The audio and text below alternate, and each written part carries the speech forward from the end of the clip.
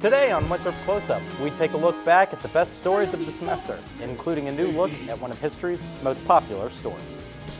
Up next, find out what Old Town and zombies are doing to raise awareness of heart disease.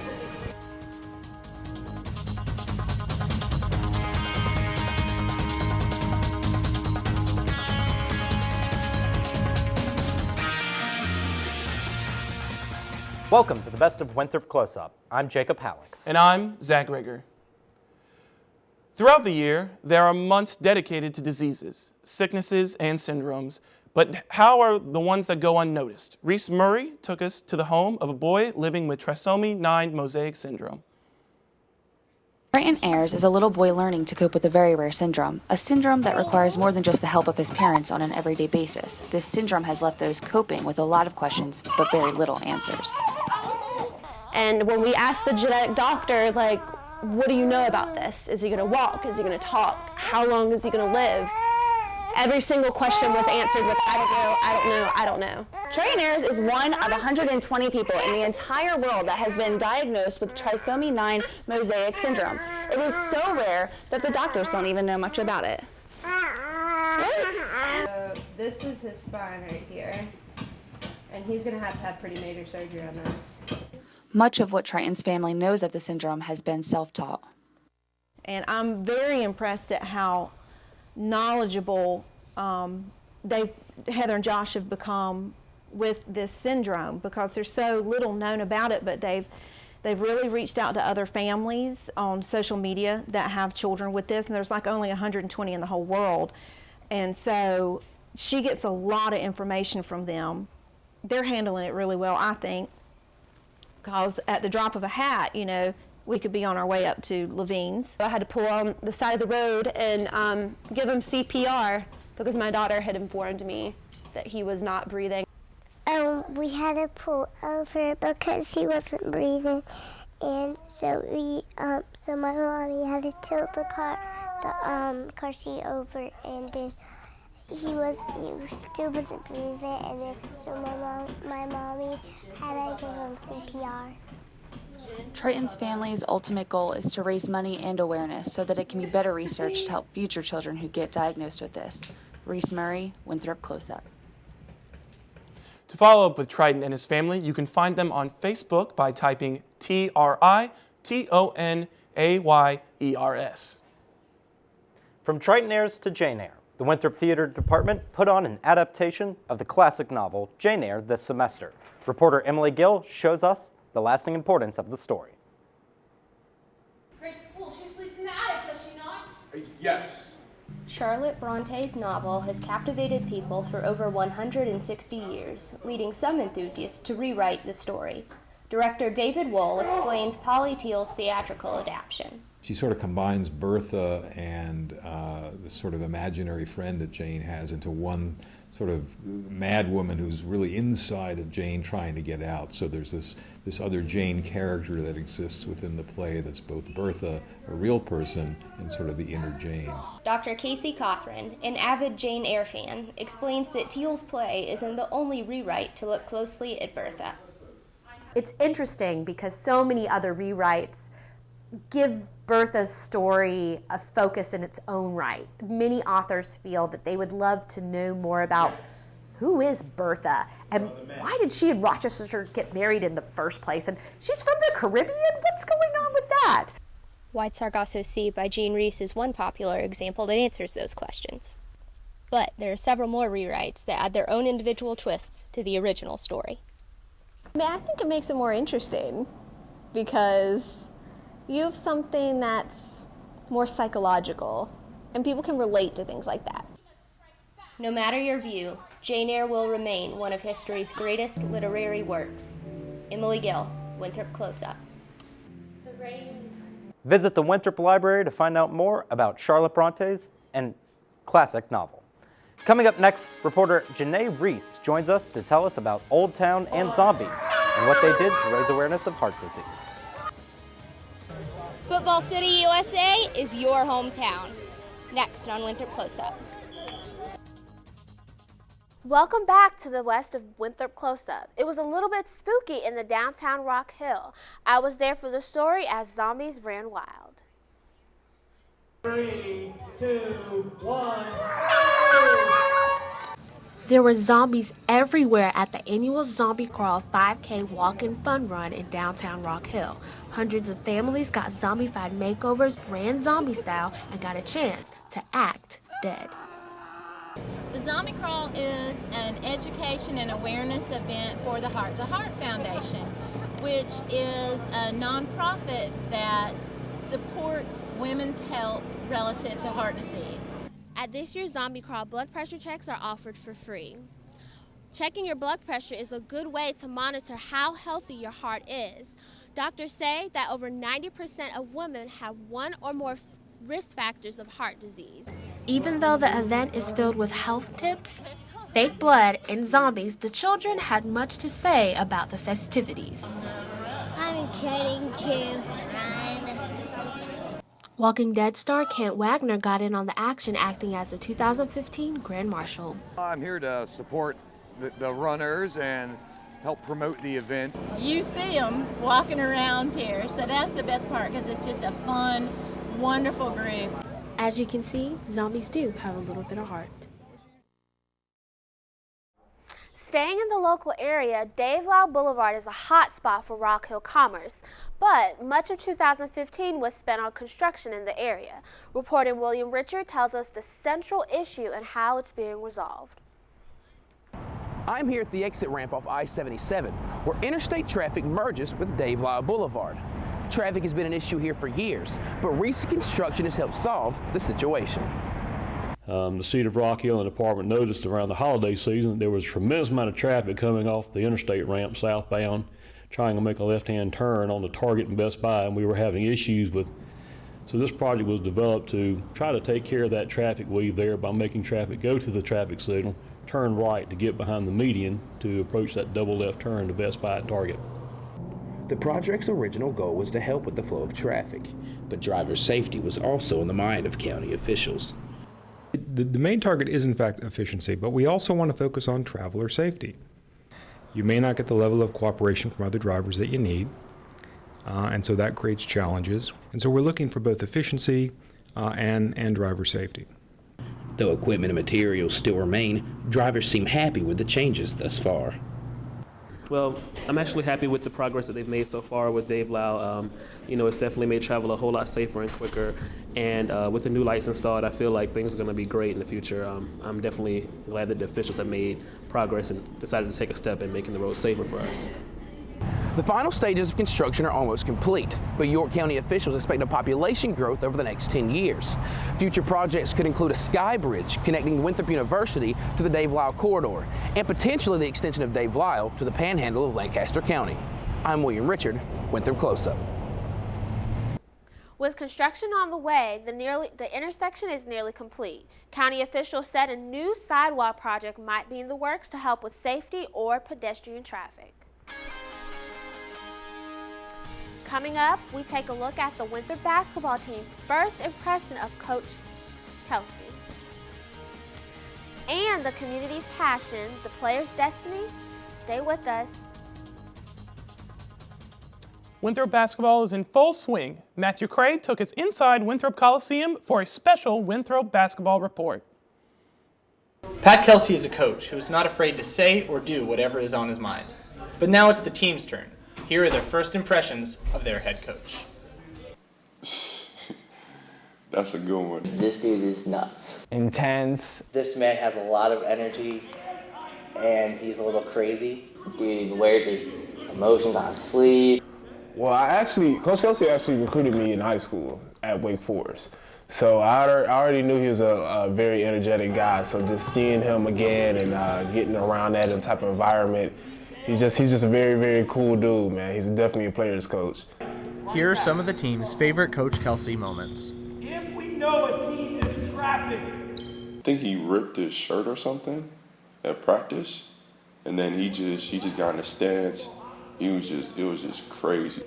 If someone messes up a play, he'll call for a ball from one of the managers, and when we throw it to him, he'll just headbutt the ball. There was one time at a game on the road, and we were not playing well at all. And he was so mad about, I believe it was taking charges and stuff like that. He really wanted us to take a charge when we had the opportunity. So he actually made me take the ball, and I went to the other side of the locker room. He made me run at him and literally push him over with the ball. And then he took a charge in his suit and tie and everything. So it was very interesting. I've never seen a coach do that before in a locker room.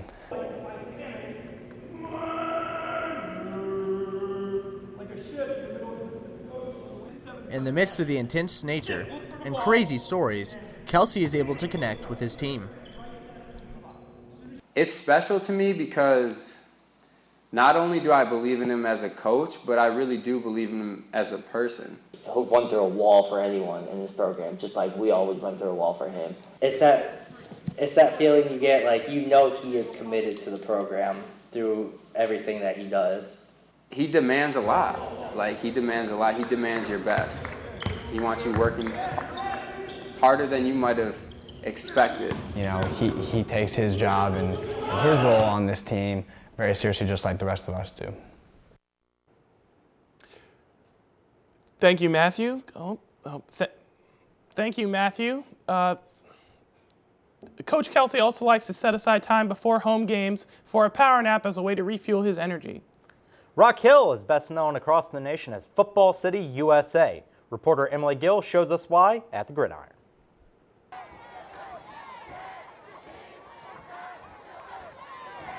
Football is a truly American game and holds a particular power in the South. It's always been like that. When I was a kid, we always loved football around here. It's been a staple of the Rock Hill community. Not long ago, a journalist dubbed Rock Hill Football City, USA. All the teams in the county continue to prove that this city truly has earned that title. There's a huge, expectation that people have of all the schools in Rock Hill, and so yeah, I think that our kids, they feed off of that. They know what's expected of them, and it probably drives them a little more. Although there is pressure on the team, they feel the pride of their fellow students. After the game, we all get together, the football team comes, and cheerleaders get together, and we sing our album motto together. It's like a big family. I'll see you under the Friday night lights. Emily Gill, Winthrop Close Up. You know, Rock Hill schools have put a lot of players in the NFL. How's your NFL team doing? My NFL team's the Colts, so not doing so hot this season. What about you? Well, Carolina Panthers, as of this taping, are 12-0. So Cam Newton, he's dabbing on them folks. Yes, he is. I'd like to see some of those high schoolers dab in that upcoming title match that they have going on. All right. Thank you all for joining us on the Best of Winthrop Close Up. We've got more coming up after this.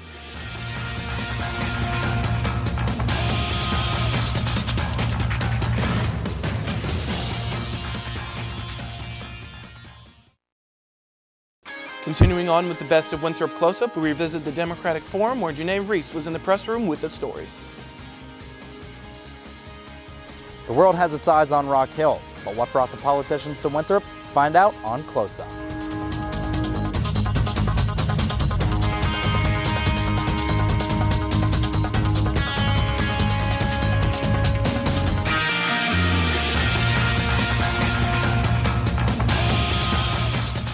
Hello, I'm Jacob Hallex. And I'm Zach Grigger. Welcome back to the Best of Winthrop Close Up. She's known for her liberal opinions and in-depth reporting. Reporter William Richard takes a look behind the scenes at the live taping of The Rachel Maddow Show. McHale's Irish Pub found national attention when The Rachel Maddow Show came to town. Fans from all over the Southeast flocked to see their favorite MSNBC star. She is my ultimate idol. She is so intelligent, and the way she's able to communicate news, even though she's liberal, like I never feel like she's cramming her political stance to her audience. So I just really respect her and love her. Fans weren't the only ones excited. I spoke with Miss Maddow before the show, and she too was excited to make a stop in Rock Hill. Once we found out we were going to be here, I've actually covered a few Rock Hill related stories on my show ever before we knew this was going to happen. And so I asked if we could come down a day early so I could talk to some people here, see some things that I'd reported on here. And that's why we're going to be at McHale's tonight, because I wanted an extra day to be here instead of just flying in to do the forum and then flying right back out. So we've had a great day already, talked to a bunch of people, seen a lot of stuff. We just saw the records from the Friendship 9 that got not expunged but overturned earlier this year. It's been a great day. The hour-long show was a success. Manager Chris Ruth couldn't be more pleased. The show went phenomenally. The crew, the cast, even Rachel Maddow herself, everything was fantastic. Good turnout too, can't argue with that at all. Fans lucky enough to attend the event listened to Maddow talk about the Democratic Party here in the Palmetto State. Though South Carolina has been a predominant red state over the last 40 years, the energy of the crowd was off the charts. William Richard, Winthrop Close Up. To learn more about the Rachel Maddow Show and other MSNBC broadcasts, visit www.msnbc.com.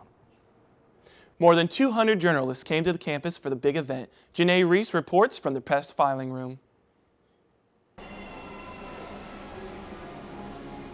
I'm in the West Center, where over 200 news conglomerates from around the world gathered to cover the Democratic Candidates Forum. As you can see, it's a packed house and anything can happen.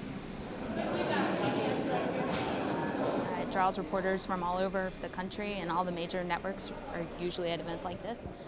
Names like Jesse Jackson, Jim Clyburn, and Governor O'Malley himself dropped by to talk to reporters. So a press filing room is used for a couple of reasons. One, if your actual event space can't accommodate press. Another reason is because of the live broadcast. Also, this event is exclusive to MSNBC. West Center employees put in many hours into preparing for the media takeover. We had to clear off the courts and roll our tarps out so that no equipment would damage the floors. We had to amp up the Wi-Fi. This filing center and the spin room is a chance to give the press an additional opportunity to interact with surrogates from the campaigns. I actually think the bid for re-election was actually much harder. The spin and press filing room is available until midnight. Candidates will be dropping by to speak to the press. This has been Janae Reese, Winthrop Close Up. Now back to you guys. Thank you again for that great report, Janae. Why was Winthrop chosen for the Democratic Forum? Find out here on Winthrop Close Up. Up next on Winthrop Close Up, the big men come out to play, to showcase their talents, and to raise money for charity at this year's Big Man on Campus. Welcome back to the best of Winthrop Close Up. I'm Janae Reese. The eyes of the world were on Rock Hill and Winthrop University. But what drew politicians to this relatively small university? Reporter Jacob Hallex explains. Location, location, location. That's what draws the big politicians to this small university. Katerina Moyen is co-director of the West Forum and is a member of the team that helped bring the forum to campus. Winthrop University is in we call it a sweet spot. We're located in South Carolina. So South Carolina is one of the first primary states. It's the first primary state in the South, which makes it really important to all the Democratic and Republican strategists. Actually, Winthrop is really the gateway to South Carolina. Winthrop is ideal because not only are we located in South Carolina, which is an early primary state, but we're in the Charlotte media market. So they can hit two states for the price of one. South Carolina Democratic Party Chair Jamie Harrison says this event has been in the making for a long time. You know, Winthrop came to me very early on at the beginning of the presidential season, and they made the case of why they would be a great host.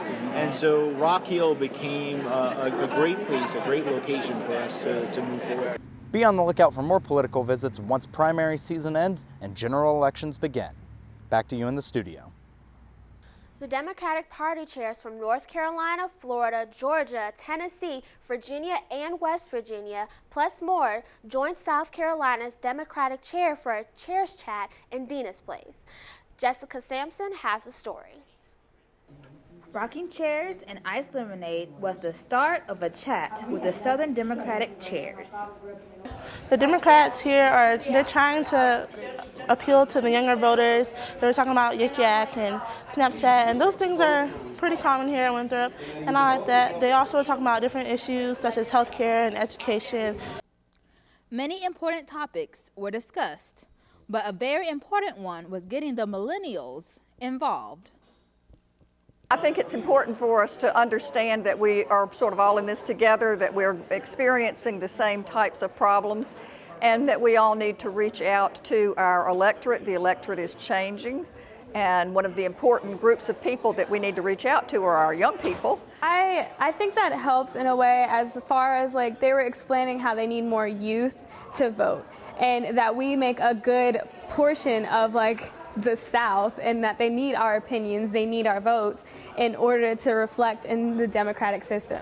So I think if we went to help and we went to vote, we would make it a long way as far as education and all of that. Presidential primaries are in March. Remember to register to vote and go to the polls. This is Jessica Sampson, Winthrop Close Up. Up next on Close Up, we'll round out the show with a look back on Winthrop's Big Man on Campus. Stay tuned. Welcome back. Pageants are not just for women, they are for men too. This semester, Delta Zeta held its 5th annual Big Man on Campus. Reporter Janae Reese takes a look at this macho event. I'm standing in Tillman Auditorium, where we are moments away from the Big Man on Campus. Cowboys, dancing, and bands? That is only a few words to describe this year's Big Man on Campus. There were over 10 Winthrop men who showcased their talents in order to raise money for the philanthropy of their choice. Coordinator of the event, Sarah Gullich, tells us more about her position. Well, this is our 5th year doing this event. It's one of our biggest philanthropy events. It's kind of a thing that we do annually. So when I took the position of philanthropy, it was something that I knew was going to be one of my responsibilities.